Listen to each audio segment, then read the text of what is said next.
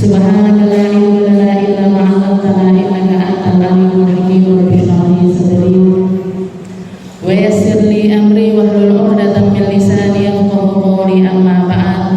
Alhamdulillah ala nikmatil Islam, alhamdulillah ala nikmatil iman, wa kafa biha min ni'mah. Alhamdulillah, segala puji bagi Allah Subhanahu wa taala. Hari ini kita berkumpul bersama-sama di dalam Raudhatun min Riyadhil Jannah, di salah satu taman dari taman-taman surganya Allah Subhanahu wa taala. Semoga Allah Subhanahu wa taala membantu kita selalu untuk bisa menikmati kenikmatan-kenikmatan di dalamnya, membuat kita betah diri untuk berlama-lama di dalamnya, membuat kita menjadi hamba-hamba Allah Ta'ala yang faham bahwasanya tempat-tempat semacam ini adalah DP surganya Allah Ta'ala, tempat di mana Allah Subhanahu wa taala mengedepankan atau yu'ajil, jadi ditaruh duluan, dikasih duluan, disuruh ngicipi duluan, disuruh ngasih tahu rasa-rasanya terlebih dahulu ketika kita masih berada di dalam dunia, sehingga kita dipantaskan oleh Allah Ta'ala untuk masuk ke dalam surganya. Semoga kita, anak cucu kita, keluarga kita, orang-orang tercinta kita, semuanya tahu persis tentang nikmatnya thalabul ilm, tahu persis nikmatnya kumpul bersama orang-orang soleh, tahu persis nikmatnya berjalan di jalannya Allah Subhanahu wa taala, sehingga perkumpulan kita bukan hanya perkumpulan di dunia, tapi langgeng sampai ke akhirat nanti. Di mahsyar kita dikumpulkan, ketika dihisab kita dikumpulkan, ketika melewati jembatan Sirat kita juga dikumpulkan, bahkan sampai masuk ke dalam surganya Allah Ta'ala pun kita insya Allah akan bertemu satu sama lain kembali. Tidak ada rasa-rasa di dalam hati kita kebencian, tidak ada rasa-rasa di dalam hati kita kedengkian, tidak ada lagi rasa-rasa tidak enak. Itu semuanya kita tinggalkan di dunia. Di akhirat tinggal nikmatnya, tinggal nyamannya, tinggal kedudukan tingginya bersama Nabi kita Nabi Muhammad Sallallahu Alaihi Wasallam. Hari ini kita akan meneruskan masih di dalam pembahasan kita, yaitu di dalam salah satu surat Al-Quran yang bernama Surat An-Nur. Surat An-Nur, di mana di masa kekhalifahan Sayyidina Umar bin Khattab, Sayyidina Umar pernah mengatakan, alimu nisa'akum surat An-Nur, ajarkan kepada setiap perempuan yang kalian kenal tentang surat An-Nur, karena di dalamnya dipenuhi dengan hukum-hukum yang terkait dengan keperempuanan, yang terkait dengan akhlaknya perempuan, yang biasanya sering tidak lepas di dalam diri setiap perempuan. Ajarkan anak-anak kalian yang perempuan, saudara kalian yang perempuan, bibi-bibi kalian yang perempuan, istri-istri kalian, semua orang yang perempuan yang mengaku berislam harusnya ngerti dan paham tentang batasan-batasan yang ada di dalam surat An-Nur.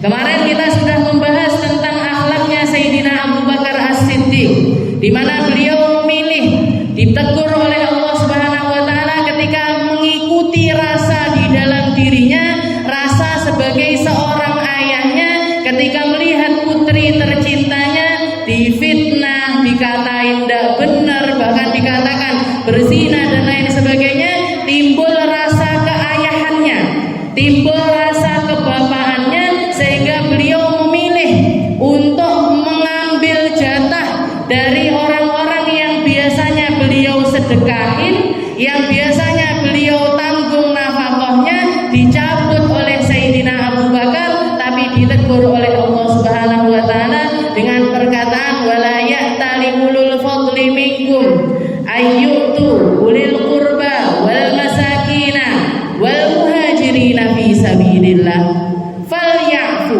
wal yasfahu ala tuhibbuna ayyaghfirallaha lakum.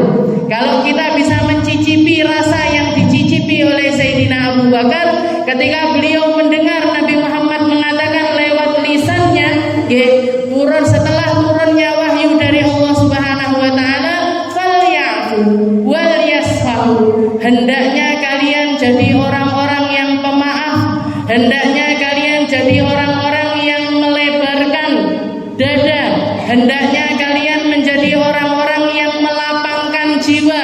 Kalian akan merasakan kenikmatan yang luar biasa di dalam maaf-maaf yang terucap dari lisanmu. Kalian akan merasakan nikmat di mana Allah Subhanahu wa taala memasukkan nikmat-nikmat imannya ketika kamu memilih untuk melupakan kesalahan seseorang, meninggalkan jejak salahnya orang, merasakan bahwasanya hal itu adalah ujian dari Allah Subhanahu wa taala, dan setiap ujian pastinya akan mendatangkan pahala yang luar biasa juga. Falyafu wal yasfahu. Kita lihat sama diri kita sekarang. Banyak orang yang nyakitin kita, banyak orang yang ngomong buruk tentang kita, banyak orang yang merendahkan kita, banyak orang yang tidak menganggap kita, atau bahkan tidak sungkan-sungkan untuk mencaci maki di hadapan kita sekalipun. Kita ambil rasa yang diambil oleh Sayyidina Abu Bakar ketika beliau mengatakan, bala ya Rabb, uridu uhibbu ayyaghfirallaha li falyafu wal yasau ala tuhibbuna ayyaghfirallaha lakum. Apa kamu wahai Abu Bakar secara personal atau siapapun yang memilih untuk memaafkan kesalahan orang-orang lain, apa kalian tidak pengen diampuni sama Allah? Apa kalian tidak pengen dirahmati sama Allah? Apa kalian tidak pengen diangkat derajatnya oleh Allah? Apa kalian tidak pengen ditempatkan di surga tertingginya oleh Allah? Maka Sayyidina Abu Bakar seketika itu mengatakan, bala ya Rabb, ya Allah, saya akan melupakan kesalahannya, saya akan melupakan apa yang pernah dia katakan, saya akan memilih untuk memaafkan kesalahan orang tersebut tanpa lagi mengungkit-ungkitnya di dalam perkataan-perkataan saya, tanpa lagi mengungkit-ungkitnya di dalam cerita-cerita saya, tanpa mengungkit-ungkitnya bersama orang-orang terdekat saya sekalipun. Saya akan memaafkan mereka setulus hati. Bala. Jadi ini yang dikatakan oleh Sayyidina Abu Bakar. Dan akhlak ini bukan hanya dimiliki oleh Sayyidina Abu Bakar, bahkan korban utamanya sekalipun memilih untuk memaafkan.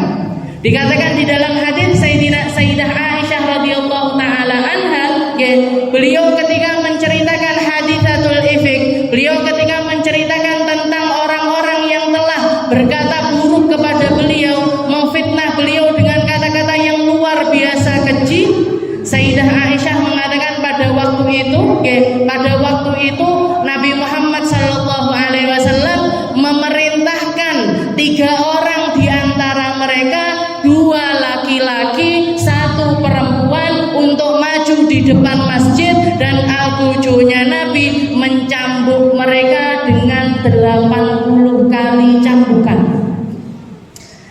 Jadi Sayyidah Aisyah ketika menceritakan tentang hal ini semata-mata atau secara khusus, beliau hanya ingin menyampaikan sebuah ilmu. Beliau hanya ingin mencontohkan kejadian yang terjadi di zamannya Rasulullah SAW, meskipun kisah tersebut mencakup ataupun istilahnya yang kena secara langsung adalah Sayyidah Aisyah itu sendiri.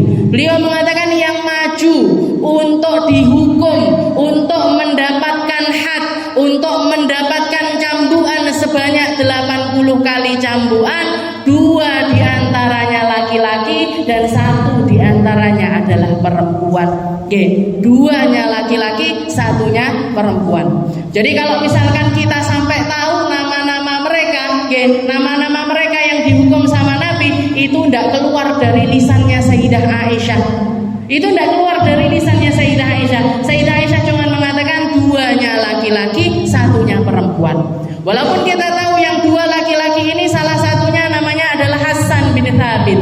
Hasan bin Thabit ini adalah seorang penyair yang seringkali lisannya itu memuji-muji kepada Nabi Muhammad SAW. Yang satunya lagi adalah Mistah bin Uthathah, sepupunya Sayyidina Abu Bakar As-Siddiq. Sedangkan yang perempuan adalah seorang perempuan yang bernama Hamnah bintu Jahash. Hamnah bintu Jahash ini adalah saudari perempuan dari Sayyidah Zainab bintu Jahash, istrinya Nabi Muhammad SAW. Bayangkan, adiknya madunya Sayyidah Aisyah. Adiknya, jadi masih ada hubungan kerabat yang dekat setelah adanya pernikahan dengan Nabi Muhammad SAW. Jadi salah seorang perempuan yang ikut-ikutan fitnah Sayyidah Aisyah adalah Hamnah bintu Jahash. Tapi kita lihat perkataannya beliau. Kita lihat perkataannya Sayyidah Aisyah tentang Sayyidah Zainab. Perkataannya Sayyidah Zainab terhadap Sayyidah Aisyah. Rasulullah SAW sempat ketika masih goyang waktu itu, ketika masih wahyu belum turun, keputusan belum turun, ini Sayyidah Aisyah yang benar apa omongannya orang-orang yang benar, Nabi Muhammad sendiri belum ngerti tentang hal tersebut. Rasulullah sempat nyari tahu, atau istilahnya bermusyawarah dengan para istrinya, termasuk diantara mereka Sayyidah Zainab, yang mana adiknya sendiri ikut keluar-keluar menfitnah Sayyidah Aisyah. Ditanya, Sayyidah Zainab ini ditanya sama Nabi, "Ya Zainab, ma ra'yuki bi Aisyah?" Wahai Zainab, apa pendapatmu tentang seorang Aisyah? Katanya Sayyidah Zainab, "Wallahi ya Rasul, demi Allah wahai Rasul, ma ra'aina minha illa khaira." Saya tidak pernah melihat Aisyah kecuali dalam keadaan yang baik, omongannya baik, ibadahnya baik, tutur katanya baik, sosialnya sama orang-orang baik. Ma ra'aina minha illa khaira ya Rasul. Saya tidak pernah melihat apa yang ada pada diri Aisyah. Aisyah itu bukan cuma cantik fisiknya saja, tapi ruhnya juga cantik. Bukan cuma dohirnya saja yang cantik wahai Rasul, batinnya juga luar biasa cantik. Itu yang dikatakan oleh Sayyidah Zainab. Jadi yang dikatakan oleh Sayyidah Zainab tentang Sayyidah Aisyah, sebelum Rasulullah tahu persis tentang keadaan yang sebenarnya, beliau mengatakan hal yang semacam itu. Dan di akhir hayatnya Sayyidah Zainab, ketika orang-orang menanyakan tentang keadaannya Sayyidah Zainab, maka Sayyidah Aisyah mengatakan, dia adalah seorang perempuan yang sangat wara'. Dia adalah seorang perempuan yang sangat jaga makannya, sangat jaga minumnya, sangat jaga fatwa-fatwanya, sangat menjaga omongannya, sangat menjaga apa yang ada pada akhlak-akhlak yang menghiasinya. Ini katanya Sayyidah. Jadi saling memuji. Baik Sayyidah Zainab maupun Sayyidah Aisyah, ini yang kedengeran suaranya adalah pujian satu sama lain. Dan seperti itu harusnya akhlaknya seseorang, karena omongannya orang, omongan seseorang itu sangat menunjukkan isi hatinya. Ketika Sayyidina Isa mengatakan, ketika beliau bawa satu, istilahnya kayak ceret seperti itu, di dalamnya ada susu, dituangkan susu di dalam gelas, beliau mengatakan kepada jamaah yang menghadiri, yang duduk bersama beliau pada saat itu, wahai orang-orang, kira-kira apa isi yang ada di dalam teko ini? Maka semuanya mengatakan, wallahi susu, demi Allah al-laban, demi Allah pasti isinya adalah susu. Kenapa? Karena yang keluar adalah susu. Kalau misalkan yang saya masukkan di sini adalah air comberan, kira-kira yang tertuang itu apa? Air comberan juga. Begitu juga dengan kita. Seseorang dinilai dari lisannya. Baiknya lisannya menunjukkan baiknya hatinya. Baiknya lisannya menunjukkan apa yang ada di dalam hatinya. Baiknya lisannya itu menunjukkan apakah dia orang-orang yang rela antara berucap dengan ucapan yang buruk atau memilih kata-kata dengan kata-kata yang indah. Terserah kita. Kita mau jadi orang yang ngomongnya buruk, terserah kita. Nanti kita pertanggungjawabkan di hadapan Allah Subhanahu wa taala. Ketika kita memilih untuk ngomong dengan perkataan-perkataan yang baik, itu juga terserah kita. Dan itu semuanya menunjukkan apa yang ada di dalam dada kita. Jadi seperti itu. Tidak ada yang saling serang satu sama lain. Jadi di dalam kisah ini luar biasa pembelajarannya. Mulai dari Sayyidah Aisyah selaku korban, ataupun Sayyidina Abu Bakar sebagai ayahnya korban, ataupun Rasulullah SAW sebagai suaminya korban, ataupun untuk umat Muslim secara keseluruhan, golongan kanan ataupun golongan kiri, golongan kanan yang memilih untuk diam ketika melihat perkara yang semacam itu, ataupun golongan kanan yang memilih untuk mengakui apa yang salah dari diri mereka. Apa yang salah, mengakui kalau salah, taubat kepada Allah Subhanahu wa taala, maka akan diampuni taubatnya oleh Allah Subhanahu wa taala. Kita lanjutkan di dalam ayat yang selanjutnya, setelah Allah Subhanahu wa taala menceritakan tentang kisahnya Sayyidina Abu Bakar, wallahu ghafurur rahim. Setelah itu Allah Subhanahu wa taala mengatakan, a'udzubillahi minasyaitonir rajim, innal ladzina yarmunal muhsanatil ghafilatil mu'minatil lu'inu fid dunya wal akhirah wa lahum 'adzabun 'adzim. Allah Subhanahu wa taala mengatakan, sungguh mereka alladzina yarmunal muhsanat, mereka yang melontarkan kata-kata enggak benar, mereka yang berucap dengan ucapan-ucapan yang keji, mereka yang memilih untuk keluar dari lisannya kata-kata yang menyakitkan hati, dan itu diserangkan, kata-kata itu ditujukan kepada mereka yang punya sifat muhsanatul, mu'minatul, ghafilatul. Al-muhsanah. Siapa itu al-muhsanah? Perempuan-perempuan yang secara kasat mata terlihat bahwasanya mereka ini golongan-golongan yang menutupi dirinya. Mereka yang memilih untuk nutup auratnya. Mereka yang memilih untuk menjaga batasan antara dirinya dengan kaum laki-laki. Tidak sembarangan ngobrol sama laki-laki, tidak sembarangan serawung sama laki-laki, tidak rela kalau melihat ada kumpulan di dalamnya nyampur aduk antara laki-laki dan perempuan. Ini mereka yang bersifat dengan sifat al-muhsanat. Al-muhsanat. Ketika fitnah ini tertuju kepada mereka yang jaga harga dirinya. Ditambah lagi al-ghafilat. Al-ghafilat itu apa? Mereka yang bahkan keburukan itu kok jangankan melakukan, kepikiran enggak. Mikir untuk berzina aja enggak, mikir untuk selingkuh aja enggak, mikir untuk melihat perkara yang enggak bener aja enggak. Apa neh nglakoni, apalagi melakukan. Al-muhsanat, al-ghafilat. Setelah itu yang ketiga al-mu'minat, dan mereka adalah perempuan-perempuan mukminat. Tiga sifat ini, di satu sisi Allah Subhanahu wa taala ingin menunjukkan kepada kita bahwasanya Sayyidah Aisyah, tiga hal yang menyempurnakan harga diri seorang perempuan semuanya ada pada diri Sayyidah Aisyah. Jangankan kok bonceng sama laki-laki, delok wong lanang loh, beliau itu loh ndak rela.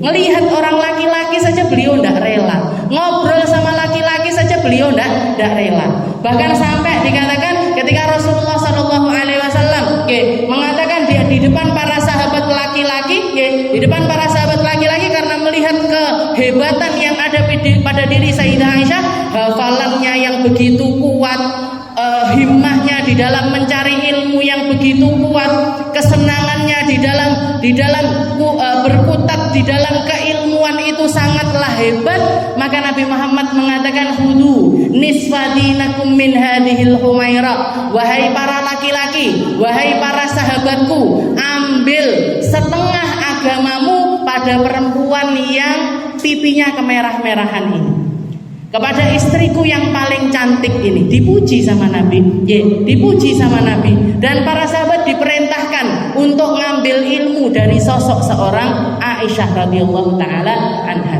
Tapi ketika Nabi Muhammad memerintahkan, dari mulai banyak para sahabat yang mendatangi Sayyidah Aisyah untuk menanyakan perihal hukum-hukum, hukum-hukum rumah tangga, masalah wudu, masalah mandi, masalah istilahnya yang berkaitan dengan taharah dan lain sebagainya. Banyak diantara para sahabat yang nanya kepada Sayyidah Aisyah setelah wafatnya Nabi Muhammad SAW. Maka dikatakan semenjak itu beliau selalu menjawabi pertanyaan para laki-laki ini min warai hijab, dari belakang satir. Jadi pintu rumahnya beliau itu dibuka, dikasih satir di situ, para laki-laki berdiri di pintu untuk nanya kepada Sayyidah Aisyah. Ndak masuk, ndak hadap-hadapan, ndak hadap-hadapan apalagi mendekat, tapi mereka menanyakannya dari balik pintu. Dan kalau kita lihat ketika Rasulullah SAW wafat, di kamar tempat tinggalnya Sayyidah Aisyah, setelah Rasulullah dikuburkan di situ, Sayyidah Aisyah masih muter-muter di rumahnya seperti biasanya. Setelah itu ayahnya meninggal di situ, dikuburkan juga di sampingnya. Beliau juga masih berkutat di rumahnya seperti biasa. Yo istilahnya masak ya di situ, sholat ya di situ, nerima tamu ya di situ dan lain sebagainya. Tapi begitu Sayyidina Umar bin Khattab dikuburkan di situ, beliau misahkan tempatnya, dikasih geber, dikasih satir, tidak lagi masuk-masuk di tempat kuburannya baik Rasulullah, Sayyidina Abu Bakar dan Sayyidina Umar, kecuali dalam keadaan menutup auratnya secara sempurna. Kok sama yang hidup, sama yang sudah meninggal aja loh, beliau sangat menjaga harga dirinya. Tidak rela. Kenapa wahai Aisyah? Kenapa wahai Sayyidah Aisyah kok nggak seperti biasanya ketika abahmu dan juga suamimu dikuburkan di situ? Katanya Sayyidah Aisyah, karena antara diriku dengan Sayyidina Umar tidak ada ikatan mahramiyah. Kalau Abu Bakar ayahku, kalau Rasulullah suamiku, sedangkan Umar bukan siapa-siapaku, maka aku harus tetap menjaga auratku walaupun setelah beliaunya ini meninggal. Itu Sayyidah Aisyah. Al-muhsanat, al-ghafilat. Kita bandingkan sama diri kita. Kita bandingkan sama diri kita. Semuhsanah apa kita? Seberapa penjagaan kita terhadap aurat kita? Seberapa penjagaan kita dengan lingkungan kita? Masih sangat jauh sekali dari Sayyidah Aisyah. Walladzina yarmunal muhsanatil ghafilatil mu'minati lu'inu fid dunya wal akhirah. Allah Subhanahu wa taala mengatakan mereka yang berani nyaci maki, menfitnah apalagi tentang perzinahan kepada perempuan-perempuan al-afifat, perempuan-perempuan yang menjaga agamanya, yang menjaga harga dirinya. Mereka adalah manusia-manusia yang terlaknat di dunia, terlaknat juga di akhirat. Yang melaknat bukan sesama manusia, yang melaknat bukan sesama orang-orang hamba-hamba Allah Ta'ala, tapi yang melaknat adalah Allah Subhanahu wa Ta'ala, para malaikatnya, serta semua makhluk yang ada di alam semesta. Mereka ini dilaknat. Mereka ini, laknat itu apa sih artinya? Jauh, terusir, tidak mau didekatin. Jangankan mau mendekat, Allah Ta'ala tidak rela untuk didekati sama orang-orang yang semacam itu. Orang-orang semacam itu, mereka yang memilih lisannya, dari lisannya apa yang ada di dalam hati dikeluarkan. Pengen marah, pengen nyaci, pengen maki, pengen ngadu domba, pengen menyombong, sombong, pengen protes sama Allah Ta'ala, dia protes. Tidak ada filter di dalam lisannya, tidak ada batasan di dalam omongannya. Jangankan kok doa tidak mungkin diterima sama Allah Ta'ala. Dekat dia, mereka adalah golongan orang-orang al-mahjubuna anillah. Mereka adalah golongan yang terhijab dari kedekatan kepada Allah Subhanahu wa taala. Jadi hati-hati Bu. Ghibah ini bukan dosa yang sepele. Ghibah ini bukan omongan yang ringan, bukan dosa yang ringan, bukan sesuatu yang kecil, bukan sesuatu yang kecil, tapi luar biasa besarnya di sisi Allah Subhanahu wa taala. Lu'inu fid dunya wal akhirah. Kalau sampai mati tidak taubat, kalau sampai mati, kalau dosa ini, dosa omongan buruk semacam ini dibawa sampai mati, mereka akan dilaknat bukan cuma di dunia tapi sampai di akhirat nanti. Lu'inu fid dunya wal akhirah walahum adzabun adzim. Kalau orang sudah mendapatkan laknat di dunia sampai di akhirat, tempat kembalinya sudah bisa dipastikan, yaitu neraka yang berkobar. Tempat kembalinya tidak mungkin enak, tidak mungkin nyaman, tidak mungkin adem, tidak mungkin adem, tidak mungkin nyaman, tapi ke tempat yang luar biasa tidak enak. Jadi kalau kita lihat kita ini Bu, manusia punya ada dua gabungan di dalam diri kita. Ada yang namanya jasad, ada yang namanya ruh. Di dalam diri kita ini ada jasad kita, ada ruh kita. Kalau kita ngomong tentang ruh, semua ruh itu tercipta dari cahayanya Allah Subhanahu wa taala. Jadi asal muasal ruh itu bersih. Asal muasal ruh itu tidak punya dosa. Asal muasal ruh itu akan melakukan perkara-perkara yang diridhoi oleh Allah Subhanahu wa taala. Kenapa? Karena dia berasal dari cahayanya Allah Subhanahu wa taala, yang punya sifat Rahim, yang punya sifat Rahman, yang punya sifat Maha Mengampuni, yang punya sifat Welas Asih, yang punya semua sifat kesempurnaan. Ruh kita berasal dari cahayanya Allah Subhanahu wa taala. Jadi kalau ngomongin ruh, semuanya suci, semuanya suci. Tapi ketika Allah Subhanahu wa taala memasukkan ruh ini ke dalam sebuah jasad, ke dalam sebuah tempat yang kita kenal dengan jasad-jasad kita, yang kita kenal dengan jasad-jasad kita, di situ Allah Subhanahu wa taala memberikan pilihan kepada ruh tersebut dengan komando, istilahnya Allah Ta'ala memberikan kesempatan kepada jasad tersebut atas komando dari ruhnya untuk bertakwa atau untuk tidak bertakwa, untuk beramal soleh atau beramal toleh. Toleh niku napa? Kebalikannya soleh. Makanya jangan ngasih nama anaknya toleh. Anakku kembar lanang-lanang, siji soleh, siji toleh. Yang soleh ini artinya baik, yang toleh ini artinya tidak baik. Jadi diserahkan sama Allah Taala. Makanya Allah Taala mengatakan di dalam Al-Quran, fa'alhamaha fujuraha wa taqwaha. Ketika ruh sudah bergabung dengan jasad, Allah Ta'ala ngasih pilihan sama mereka. Kamu mau berbuat baik apa berbuat tidak baik? Kamu memilih untuk mikir baik apa tidak baik? Ngelihat baik apa tidak baik? Ngelangkah di tempat baik apa tidak baik? Duduk di tempat baik apa duduk di tempat tidak baik? Terserah kita. Terserah kepada ruh yang sudah bergabung dengan jasad tersebut.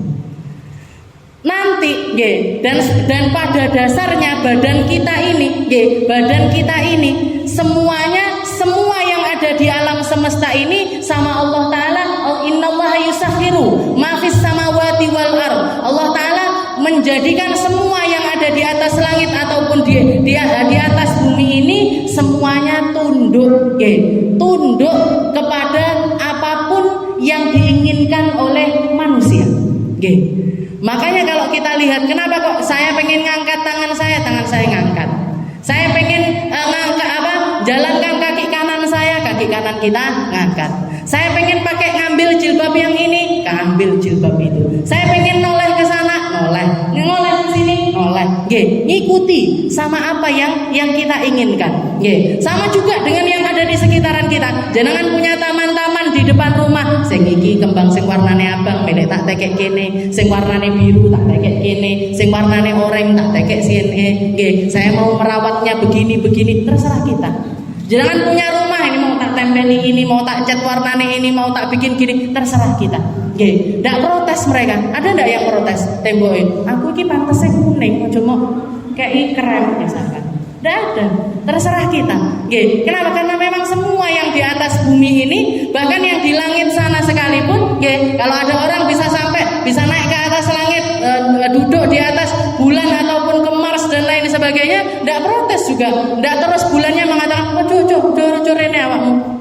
Mah aku ora tau salat kok dadak moro rene. Ndak pernah. Jadi semuanya ditundukkan untuk diem pertama, untuk ndak bersuara, untuk ndak protes. Ketika manusia mau memperlakukan apapun terhadap mereka. Kenapa? Karena manusia memang dipilih sama Allah Ta'ala untuk menjadi khalifatan fil ardh, untuk menjadi khalifah di atas muka bumi ini. Jadi pemimpinnya semua makhluk. Melek noto negara kaya apa, mau nata desa seperti apa, mau nata tempat seperti apa, mau bikin ini, mau bikin itu, terserah manusia.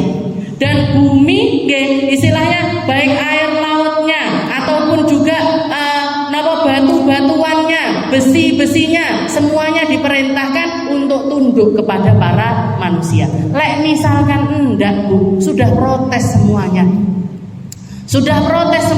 Tempat-tempat yang dipakai untuk maksiat, tempat-tempat yang dipakai untuk sesuatu yang enggak benar, sudah pasti akan protes kepada Allah Ta'ala. Ya Allah, saya ini enggak pengen jadi batu atau jadi semen atau jadi pasir yang menjadi pondasi-pondasinya diskotik, enggak mau. Kalau boleh milih, ya Allah, saya pengen jadi pondasinya masjid, saya pengen jadi pondasinya pondok pesantren, saya pengen menjadi pondasinya tempat-tempat yang di situ dipakai untuk ibadah kepada Allah Subhanahu wa Ta'ala. Tapi Allah Ta'ala menjadikannya seperti itu karena manusia dijadikan khalifah di atas muka bumi ini. Di atas muka bumi ini manusia yang menjadi khalifah. Tapi nanti di akhirat nanti, ketika manusia kekhalifahannya sudah dicabut, sudah tidak jadi pemimpin lagi di alam akhirat, maka semua yang ada di atas muka bumi ini akan membicarakan, akan jadi juru bicaranya Allah Subhanahu wa Ta'ala. Jadi di sini dikatakan lu'inu fid dunya wal akhirah wa lahum adzabun azim. Setelah itu Allah Ta'ala mengatakan yauma tashhadu alaihim alsinatuhum wa aydihim wa arjuluhum bima kanu ya'malun. Wahai Muhammad, ketika kamu memperlakukan siapapun, ketika kamu berbicara kepada siapapun, ketika kamu mengajak kepada agamanya Allah Ta'ala dari golongan manapun, katakan kepada mereka tentang datangnya hari di mana lisan-lisan mereka bersaksi kepada Allah Ta'ala, di mana hati-hati mereka bersaksi kepada Allah Ta'ala, di mana tangan-tangan mereka ataupun kaki-kaki mereka semuanya akan menjadi saksi atas setiap perbuatan yang dilakukan oleh manusia tersebut. Lisan yang biasanya nurut sama kita, suruh ngomong A, suruh ngomong B, dijak ribah yo ribah, dijak wiritan yo wiritan, dijak solawatan ya solawatan, dijak nyaci maki orang ya dia juga nyaci maki orang. Lisan yang terserah kita ketika di dunia, begitu di akhirat dia akan mengatakan di hadapan Allah Ta'ala, di beberne semua yang pernah terlontar dari lisan kita di hadapan Allah Subhanahu wa Ta'ala. Yauma tashhadu alaihim. Ala itu berarti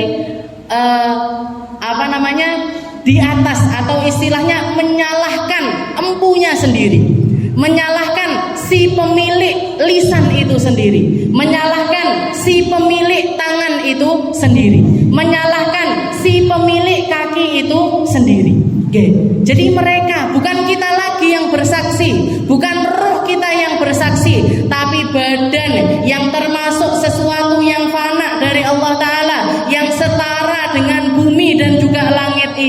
semuanya akan bersaksi kepada kita. Kalau dipakai untuk baik dikatakan yang baik, ketika dipakai untuk sesuatu yang tidak baik, Allah Ta'ala juga dia akan bersaksi di hadapan Allah Ta'ala. Oh iki digengene. Tempat yang kita pakai sekarang ini semuanya nanti bakalan jadi saksi. Oh tempat ini biasanya dipakai ngaji setiap hari Jumat. Saya saksinya ya Allah. Saya saksinya. Siapa aja yang ada di tempatmu? Fulana. Omahe ngendi? Kuno. Bojone sapa? Kuwi. Sebutkan semua. Nggih. Fatuba. Makanya dikatakan seberuntung-beruntungnya manusia ketika mereka menjadikan semua yang dia miliki, semua yang modal yang Allah Ta'ala tanamkan kepada dirinya, baik itu rumahnya, baik itu hartanya, baik itu bajunya, baik itu anak-anaknya, pasangan-pasangannya, tempat kerjanya, komunitasnya, apapun kendaraannya dan lain sebagainya. Seberuntung-beruntungnya orang ketika semua hal tersebut bersaksi kebaikan atas diri orang tersebut. Semoga kita orang yang kayak gitu. Nggih, kelambine awake dhewe dipakai buat apa? Beli baju mahal-mahal, tinggi ngaji ya Allah. Ngaji ning dia ya ning kono. Nyapon nek sowan kiai ini. Nggih. Kenapa kok kamu pakai baju bagus-bagus seperti itu? Biar agama Islam semakin ditinggikan sama orang. Biar orang-orang berbangga bahwasanya Islam ini ya'lu la yu'la alaih. Agama Islam ini akan semakin tinggi. Tidak ada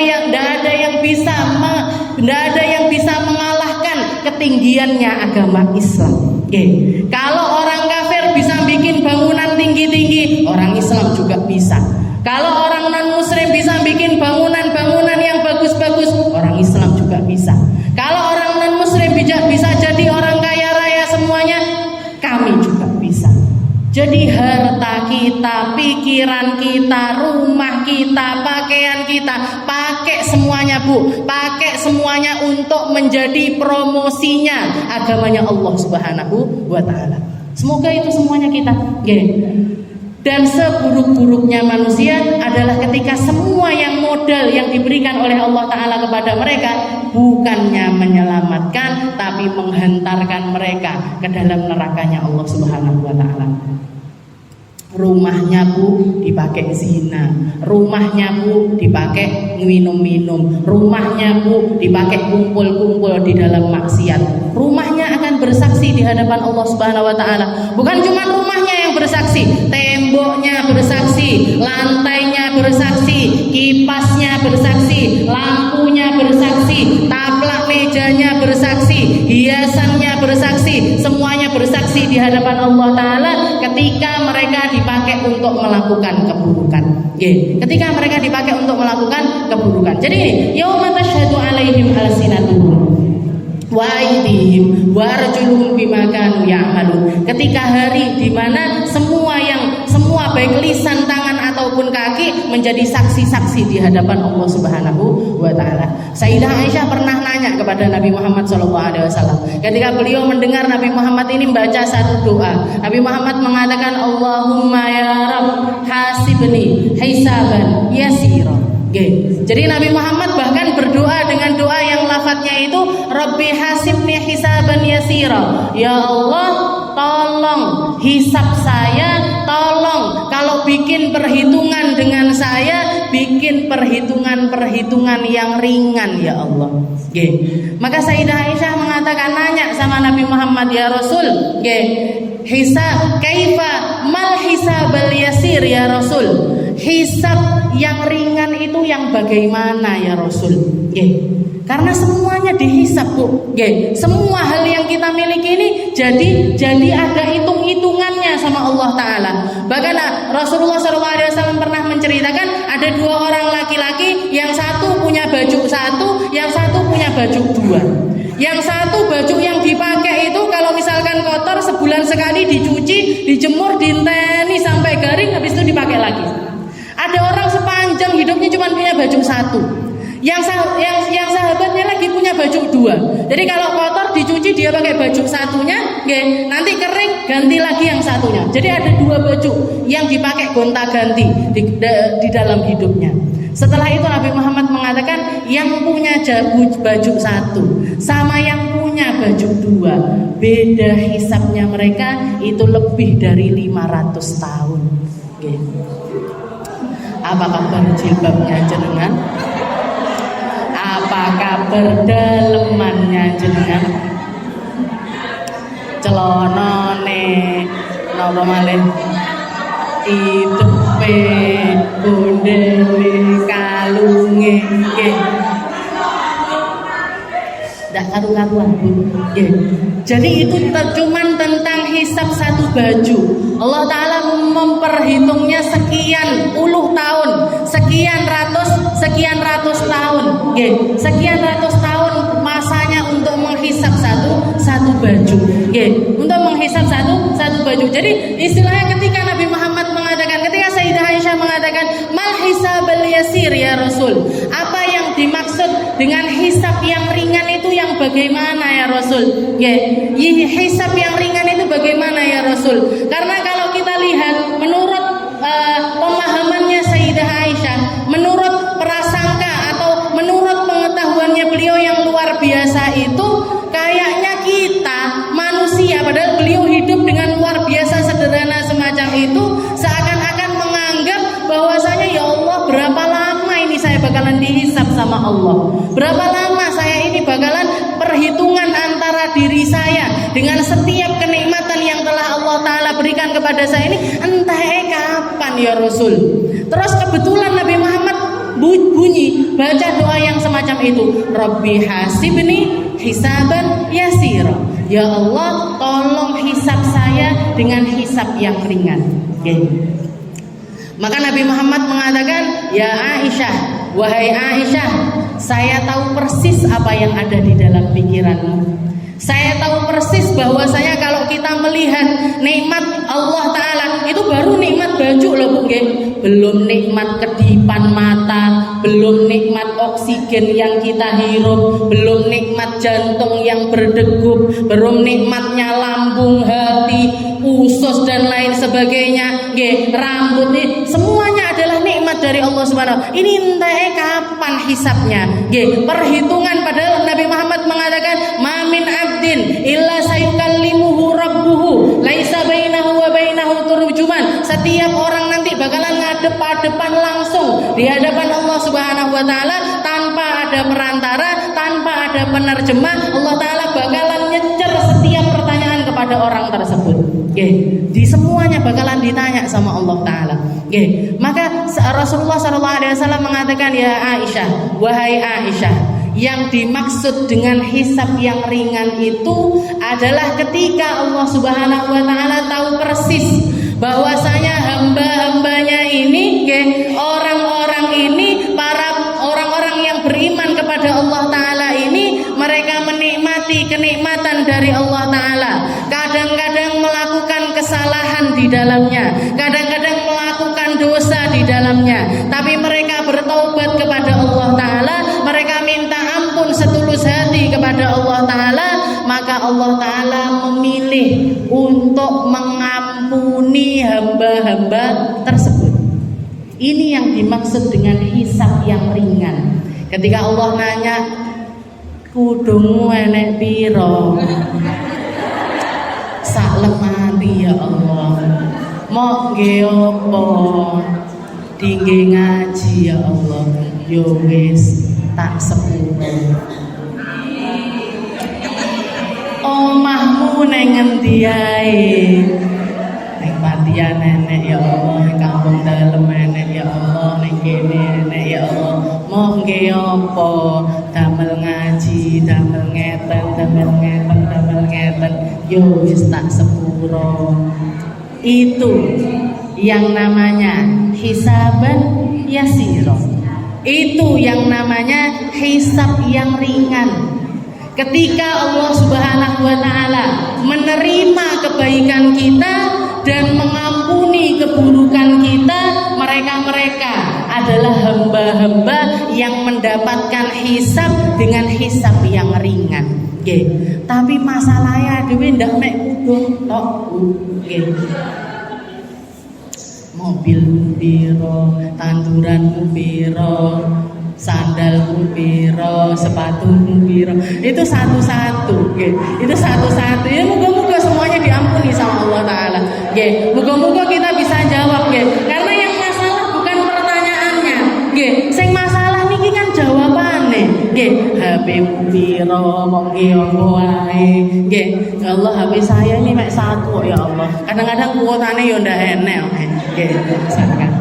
Dipakai apa? Pakai buat ngaji, dipakai untuk saling mengingatkan majelis, dipakai untuk saling mengingatkan sholawat, dipakai untuk saling. Setelah itu Allah Taala berkenan untuk menerima ibadah kita, karena tahu persis bahwasanya di dalam diri kita itu ada rasa penyesalan terhadap setiap dosa, ada rasa untuk nyari belas kasihnya Allah Subhanahu wa Ta'ala, ada rasa untuk nyari keselamatan di sisi Allah Subhanahu wa Ta'ala. Itu yang menentukan. Makanya kalau para ulama kita gembar-gembor di mana-mana mengatakan yang kita cari itu rahmatnya Allah Ta'ala, karena apalah kita kalau bukan dirahmati sama Allah Ta'ala, apalah kita kalau tidak diampuni sama Allah Ta'ala, apalah kita kalau Allah Ta'ala tidak mau menerima kebaikan kita, apalah kita kalau Allah Ta'ala tidak mau mengampuni kesalahan-kesalahan kita. Maka seberuntung-beruntungnya orang ketika kebaikannya diterima sama Allah Ta'ala dan keburukannya diampuni. Dan seburuk-buruknya orang, semenyesal-menyesalnya orang, sebinasa-binasanya orang, ketika kebaikannya tidak diterima sama Allah Ta'ala dan keburukannya diterima oleh Allah Subhanahu wa Ta'ala. Ini seburuk-buruknya manusia. Kamu bilang katanya ikhlas, dijelentrehne, endi ikhlasmu? Kamu bilang katanya berjuang, dibukakan, mana perjuanganmu? Kamu bilang katanya dipakai untuk naikkan agamanya Allah Ta'ala, mana buktinya atas hal tersebut? Kalau sudah dicecer pertanyaan seperti itu oleh Allah Subhanahu wa Ta'ala, tidak ada orang yang bisa menghindar dari cecarannya Allah Subhanahu wa Ta'ala. Makanya Nabi Muhammad SAW mengatakan, ya Aisyah, ya Aisyah, man nuqisha fil hisab faqad halak ya Aisyah. Orang-orang yang dicecar pertanyaan lebih dalam oleh Allah Subhanahu wa Ta'ala, mereka tidak akan lepas dari yang namanya azabnya Allah Subhanahu wa Ta'ala. Kita ngaku ilmu kita dipakai untuk berjuang, kita ngaku harta kita dipakai untuk berjuang, kita ngaku kedudukan kita untuk dipakai untuk berjuang. Ketika kita mengatakan dipakai berjuang ya Allah, dipakai untuk ini ya Allah, dipakai untuk yang baik-baik ya Allah, setelah itu Allah Ta'ala nambahi pertanyaan lagi, mana bukti ikhlasmu, mana bukti perjuanganmu, mana bukti ketulusanmu, mana bukti ikhlas dan juga lapangnya dadamu di dalam melakukan hal tersebut. Katanya Nabi Muhammad, faqad halak.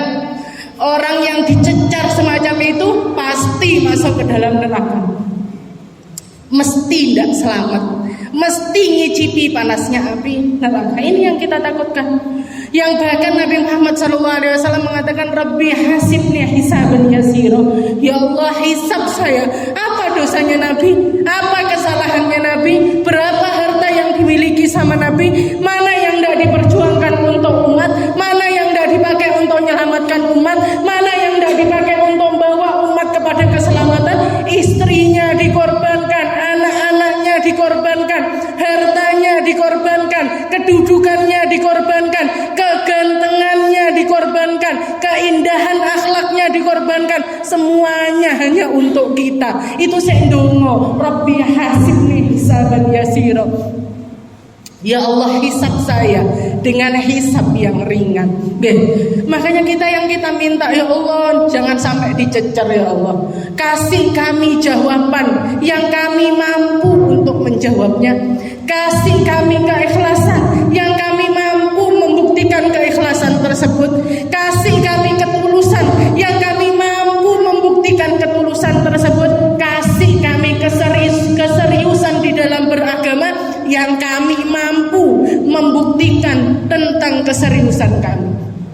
Karena yang dicecar pertanyaan gak cuma sampai di situ, Bu. Allah Ta'ala bukti-buktinya semua yang ada di sini.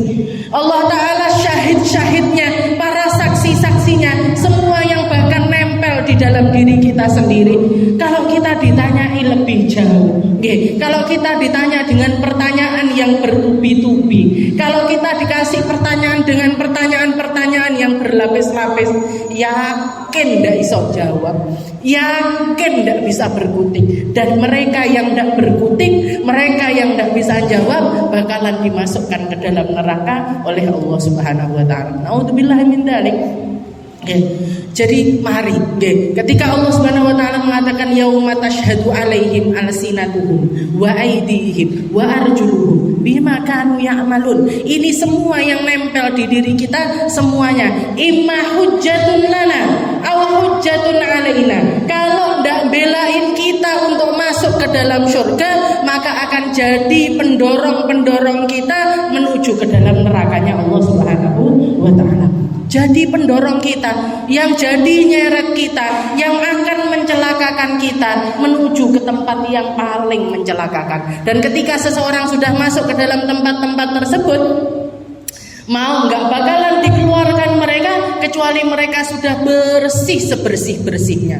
Bahkan para ulama kita mengatakan setiap kali nyampe ke dalam ayat di dalam surat Al-Ghasyiyah, ada ayat yang mengatakan inna ilaina iyabahum thumma inna alaina hisabahum.